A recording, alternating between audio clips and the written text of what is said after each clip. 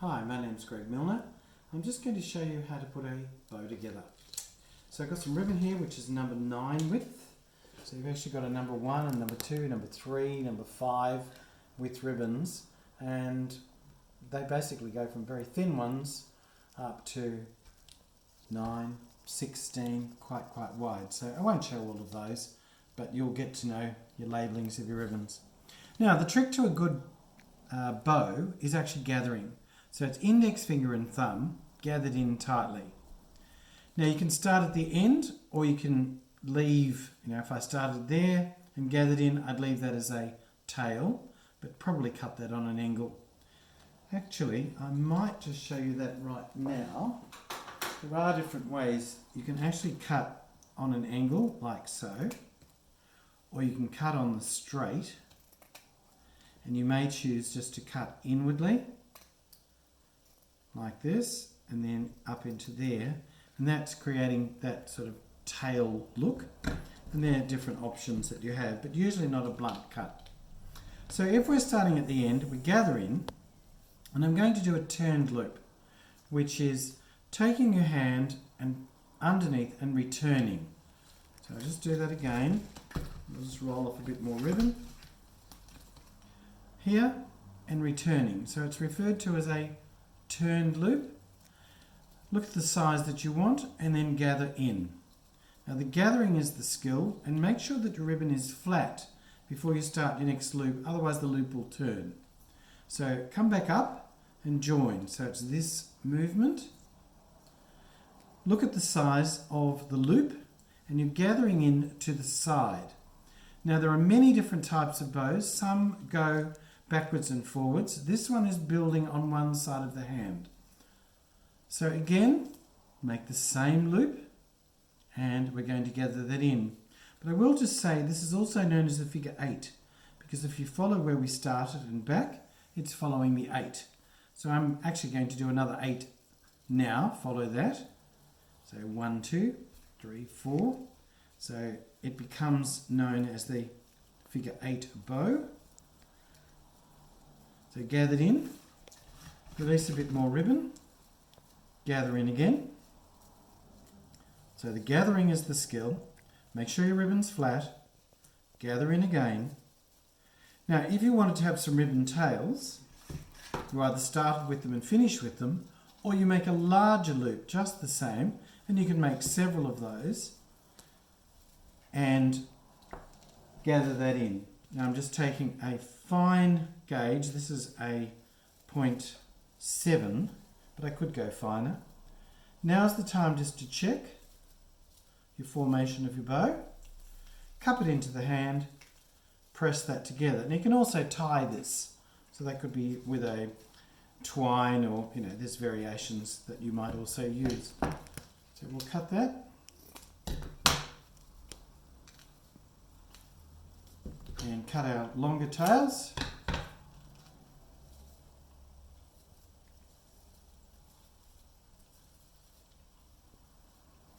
So that's your actual bow. Let's bring those tails around. So that's how the bow will sit. So that's quite a traditional turned loop figure 8 bow. Remember, any adjustments that you want, because you've got the gathers, it's very easy to do that at this stage. So that's your turned loop. So I'll just set that one there. Now, this is the same formation, but the only difference is I'm going to do a flat loop. So turned loop. This one is just back to back. Gather it in. Now some florists, instead of gathering, do a twist. That also does the job, but it does depend on the texture of the ribbon as to how well you're able to twist that or not, because it's got to be very tight.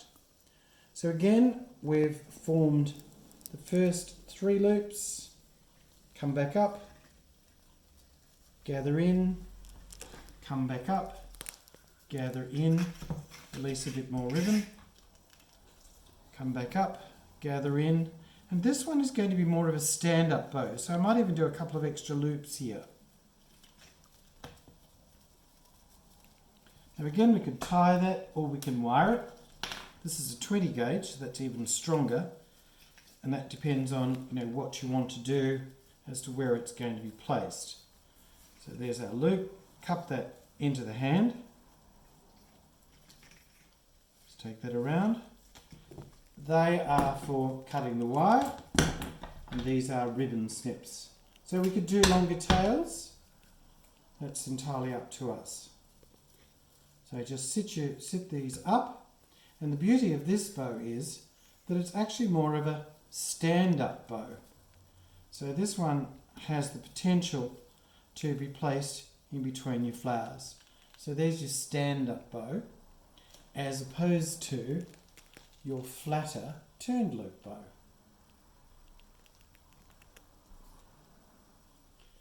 Alright, now just as a point of interest, I'm just going to show you one more.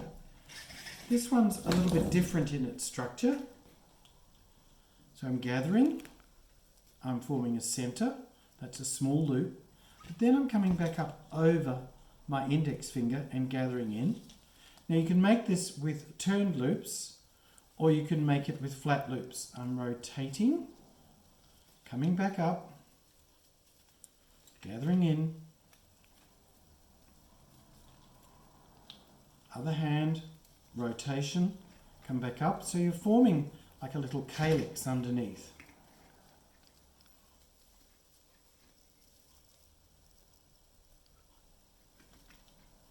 Rotate again.